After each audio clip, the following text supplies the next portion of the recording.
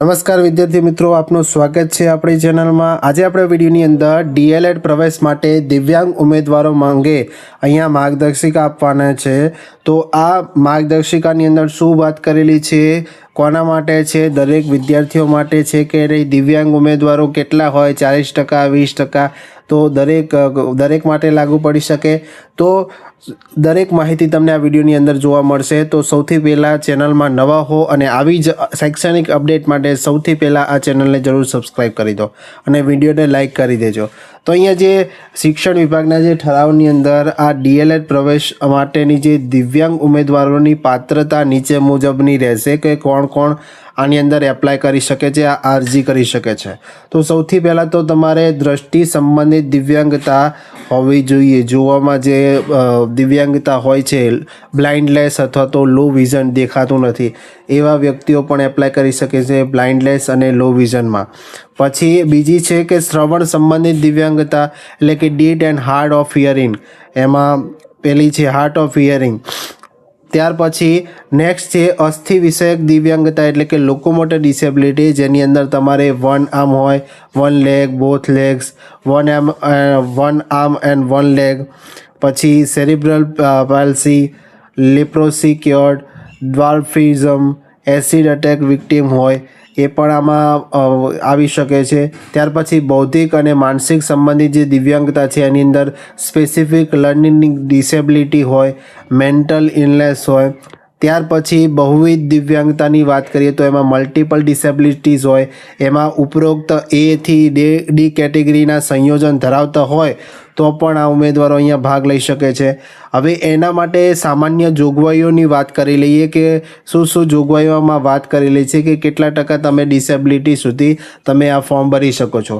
તો માત્ર 40% અથવા તો તેનાથી વધારે હશે તો જ એવા જ દિવ્યાંગતા ધરાવતા ઉમેદવારો આ RPWD એક્ટ 2016 મુજબ સક્ષમ મેડિકલ ઓથોરિટી દ્વારા તમારે આપવામાં આવેલ માન્ય દિવ્યાંગતા પ્રમાણપત્ર એટલે એનું જે સર્ટિફિકેટ છે એ ઉમેદવારો જ આ અનામત હેઠળ PTC એટલે કે ડીએલએડ પ્રવેશ માટે અહીંયા પાત્ર ગણાવવાના રહેશે। ત્યાર પછી બીજો પોઈન્ટ જોઈએ છે કે દિવ્યાંગ ઉમેદવારો અરજી કરતી વખતે માન્ય દિવ્યાંગતા પ્રમાણપત્ર એટલે કે ડિસેબિલિટી સર્ટિફિકેટ ધરાવવું અહીંયા ફરજિયાત જોવા મળવાનું છે।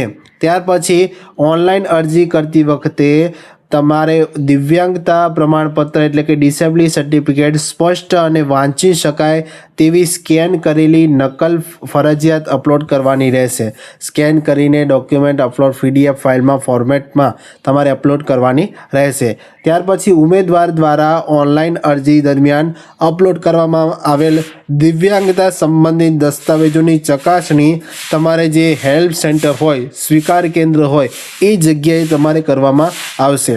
દસ્તાવેજોની ચકાસણી એટલે કે ડોક્યુમેન્ટ વેરિફિકેશન સમયે ઉમેદવારે પોતાના અસલ એટલે કે ઓરિજિનલ દિવ્યાંગતા પ્રમાણપત્ર એટલે કે ડિસેબિલિટી સર્ટિફિકેટ, શૈક્ષણિક લાયકાતના પ્રમાણપત્ર, જાતિનું પ્રમાણપત્ર અને ઓનલાઈન અરજીમાં કરેલ તમામ જેટલા પણ ડોક્યુમેન્ટ તમે અપલોડ કર્યા છે એ ડોક્યુમેન્ટની વેરિફિકેશન માટે સ્વીકાર કેન્દ્રમાં જઈને તમારે રજૂ કરવાનું રહેશે। ઓરિજિનલ ડોક્યુમેન્ટ તમારે સાથે રાખવાના છે અને એક ઝેરોક્સનો બંચ અને તમે ફોર્મ જે ભર્યું છે એ ફોર્મની નકલ સાથે તમારે ત્યાં જવાનું છે।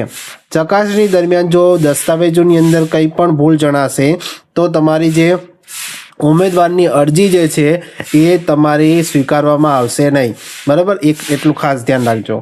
અને દિવ્યાંગ ઉમેદવારોની અંતિમ પાત્રતા અંગે કોઈ પણ ધારો કે પ્રશ્ન ઊભો થાય છે તો એમાં જે સંબંધિત પ્રવેશના જે નિયમો છે એ રાજ્ય સરકારના અમલમાં રહેતા વખત જે ઠરાવો છે એની અંદર જે ફેરફારો થયા છે એ પ્રવેશ સમિતિના આખરી નિયમોને નિર્ણયોને આધીન રહેવાનું છે। અહીંયા જે દિવ્યાંગ ઉમેદવારો છે એ આ માર્ગદર્શિકામાં દર્શાવેલ વિશેષ જોગવાઈઓ ઉપરાંત પ્રવેશ પ્રક્રિયા માટેની સામાન્ય માર્ગદર્શિકામાં જે સમાવેશ તમામ સૂચનાઓ, શરતોને જોગવાઈઓ સમાન રીતે લાગુ પડવાની છે, જે આગળ આપણે જાણ કરેલી છે અને જે જોગવાઈઓ છે એ પણ તમને ખ્યાલ હોવી જોઈએ। અને જો તમને આ વિડીયો ગમ્યો હોય તો વિડીયોને હજુ સુધી જે વિદ્યાર્થીઓ મિત્રોએ લાઇક નથી કર્યો અને હજુ સુધી જે વિદ્યાર્થી મિત્રોએ આગળનું જે શિડ્યુલ આવ્યું છે નવું એ ક્યારે કઈ તારીખે ફોર્મ ભરવું, કઈ તારીખે તમારે વેરિફિકેશન કરાવવાનું છે તો સ્વીકાર કેન્દ્રમાં, તો એ માટે અલગ વિડીયો બનાવ્યો છે, તો ચેનલમાં જઈને જોઈ શકો છો. અને આવી જ લેટેસ્ટ અપડેટ માટે, શૈક્ષણિક અપડેટ્સ માટે તમે આ ચેનલને જરૂર સબસ્ક્રાઈબ કરી શકો છો. વિડીયોને લાઇક, કમેન્ટ અને શેર જરૂર કરી દેજો. તો ફરી મળીશું આવા જ નવા વિડીયો સાથે. જય હિન્દ, જય ભારત.